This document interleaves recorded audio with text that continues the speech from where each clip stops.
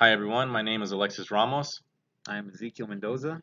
and we are presenting our research that we have done over the past weeks titled Progesterone May Induce IDO via Interleukin 10 in Cervical Epithelial Cells. All right, so to start off with here, we have the chart of pregnancy versus the immune system. So here it shows the importance of this balance here of reactions between the mother and the fetus. So basically, the mother sees the child as a pathogen. So it will try to go through this. Here you see on the left side all these reactions, all these responses, all these proteins involved in making sure that this potential threat is eliminated. The mother doesn't know uh, that this is, the fetus and not some sort of alien threat. So it will initiate these responses via all these following pathways. And on the right side, here we have the fetus's reaction to the mother's reaction, which will allow the fetus to survive. So a successful pregnancy will involve a good balance of both these. All right, and part of the immune response of the mother during pregnancy is the T cell response. So, a quick little background information for T cell responses. An antigen presenting cell presents antigens to either naive CD4 or naive CD8 T cells and activates them, and through interleukin 2 allows them to clonally expand and then differentiate into either effector or memory cells. Effector CD4 T cells are in charge of activation for macrophages, B cells, and other cells, while effector CD8 T cells are in charge of killing infected target cells and activating macrophages. So, for the maternal fetal decidual interface, like I mentioned before, the pregnancy sees the fetus as an infection or a antigen in the body. So, in pregnancy, it is basically a battle between the survival of the fetus and the immune response of the mother. All right, so here we're going to go into detail about the inflammatory response and its correlation to hormone levels in the mother. So as you can see here, it's divided into the 3 trimesters of pregnancy, and above we have the correlation between hormone levels and the pro-inflammatory response and the anti-inflammatory response. So as you can see in the beginning, there is a very strong pro-inflammatory response and very low levels of estradiol, estriol, and progesterone. And as we go along the pregnancy, we see an increase in the anti-inflammatory response and increases in estradiol, and progesterone. And we are specifically focusing on progesterone. So here we have the pathologic versus successful pregnancy. This is the chart we showed you before. So the importance to our research here is specifically the cytokines and the cytokines of the fetus, specifically IL-10 and its potential involvement in the induction of IDO. So, IDO, also known as indoleamine deoxygenase, is in charge of protection of the fetus in the pregnancy. And the way it does is by disintegrating tryptophan, which in turn increases kynurenine and downstream metabolites, which then suppress the T cells. And really quickly, regulation mechanisms of IDO, we can see here that there's interferon gamma dependent and interferon gamma independent induction. And basically, it's the transcription factors are being brought into the gene of IDO to express it. Okay, so based from previous observations in the lab, we know that progesterone increases IL-27 expression, which then upregulates IDO through this STAT3 mechanism seen here. And we know that this happens in macrophages.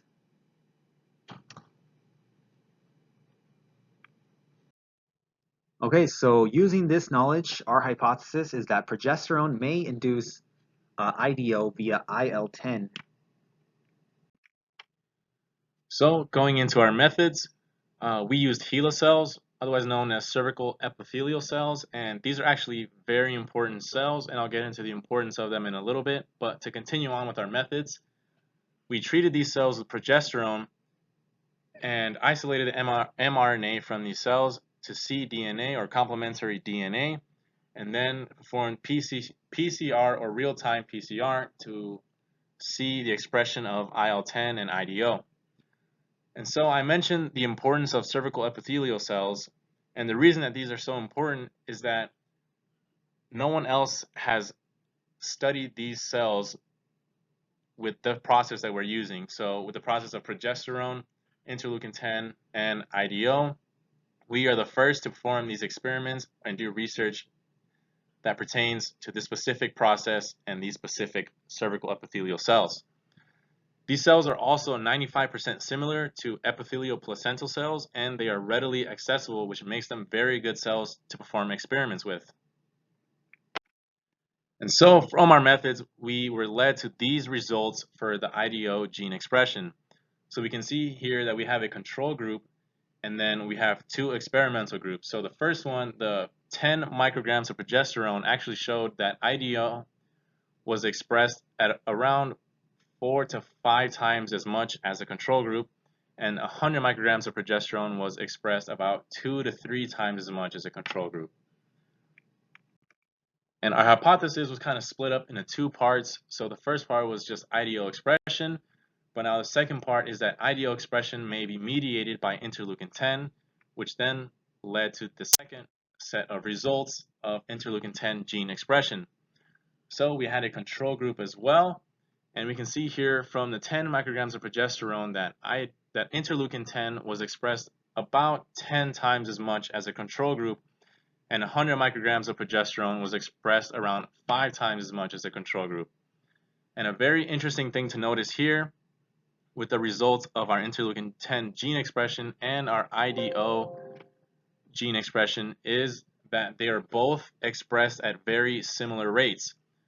So we can see here that the progesterone 10 micrograms was expressed at 10, while IDO gene was expressed at around 5 for 10 micrograms, and that at 100, both interleukin 10 and IDO were expressed at about half as much as a 10 micrograms. So that proves to us right there that there's a very strong correlation that interleukin 10 mediates IDO gene expression.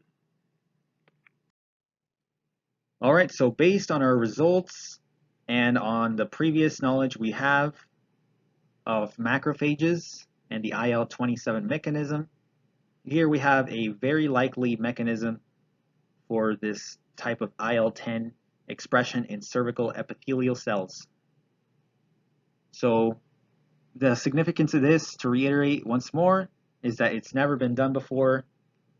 We know that it happens in macrophages, that progesterone increases this IDO10 expression via IL-27. However, we did not know specifically in cervical epithelial cells that progesterone would increase the IL-10 expression, which would subsequently express and upregulate IDO. So this has never been done before. This is very new and exciting information. Future directions we could take. So our first one is, based on our results, we saw that there was a potential reverse dose dependent relation where smaller dose seems to have the most maximal effect on IDO expression, whereas a larger dose seems to decrease it. So in the future, something we can do is we can increase or decrease the concentration of progesterone and see what effect it has on IL-10 and IDO expression, see if there is some sort of cutoff point, some sort of saturation point where it starts going downhill, or if we can find where it starts going up, or if we can find where it maximizes. For our next future direction, we have IL-27 can induce IL-10 expression. This is something that we already know. However, how does IL-27 play a role in IL-10 expression with progesterone dosage? So essentially, does IL-27 play some sort of unseen role that we were not able to find in our two experiments that we performed? So we want to do something to see IL-27 and its involvement and its potential involvement in this mechanism. So that leads into the next one. We want to know Does IL-27 play a separate role from IL-10 in IDO expression, or is it some sort of cooperative effect? This is something that we hope to find in the future. So for the next future direction we can take, we know that IL-27 induces the expression of IDO at a high level for 72 hours. It's around 3 days. So what we want to know is, what role does time play in progesterone treatment and this IDL10 and IDO gene expression? So for example, if we do just like a day, if we do 2 days, if we do 3 days, if we do a week, if we do 5 minutes, if we do 5 hours, it's just depending on how long or how short we make it, and if this has any sort of effect on the IL-10 and IDO gene expression. So many of you have probably wondering why all of this matters. How is it important to me? How is this relevant? How can this be applied in a technical sense? So based on this information, we can see if there is some sort of immunotherapeutic approach to lower pre-termination of pregnancies. So as we discussed in previous slides, pregnancies, the success of pregnancies is dependent on that balance that we talked about of the fetal response and the mother's immune response. So we want to see if potentially progesterone can lower the mother's strength of response in ending the child's life before complete development for a successful pregnancy. So potentially progesterone may be able to open some sort of new information on a potential approach to this. And we can also use it to understand why children may be more susceptible to infection after being born. So after a child is born, after a child has technically won that battle between the mother's immune response, we can use this mechanism of gene expression to see if maybe we can make the child less susceptible to infection via a similar progesterone treatment.